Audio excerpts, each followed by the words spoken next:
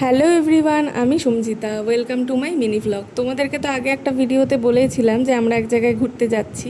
আজকে সেই দিনেরই ভিডিওটা তোমাদের সাথে শেয়ার করছি। গত 16 তারিখে আমরা গিয়েছিলাম আমাদের নর্থ বেঙ্গলে।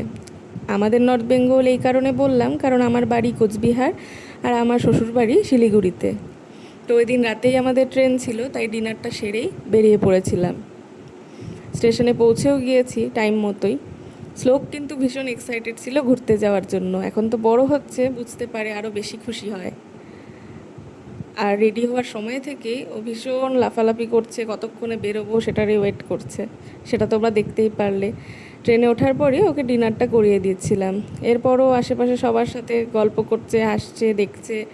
তারপর ঘুমিয়ে পড়েছি সবাই। এরপর সকালে এনজিপিতে পৌঁছে গিয়েছি। তারপর ওখান থেকে গাড়ি ধরে আমরা পাহাড়ের উদ্দেশ্যে রওনা দিয়ে দিয়েছিলাম। আমরা গিয়েছিলাম অফবিট প্লেস, যদিও সবাই জানো ওই জায়গাটার নাম। সেটা হচ্ছে অহলদারা আর শিটংয়ে। যাওয়ার পথে একটা রেস্টুরেন্টে আমরা ব্রেকফাস্টটা সেরে নিয়েছিলাম।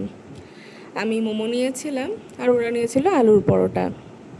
এতদিন পর মোমো খেয়ে ভীষণ ভালো লাগছিল, কারণ মোমো আমি ভীষণ ভালোবাসি, কিন্তু কলকাতায় সেই টেস্টটা পাই না আমাদের এখানের মতো, তাই খাইও না। হঠাৎ যদি ইচ্ছে হয় বা মোমোটা খাই, ওটা একটু তাও ভালো লাগে। এরপর শ্লোককেও ব্রেকফাস্ট করিয়ে দিয়েছি। এরপর আবার গন্তব্যের উদ্দেশ্যে রওনা দিয়েছি। পরের পার্টটা পরের ভিডিওতে আসছে। টাটা।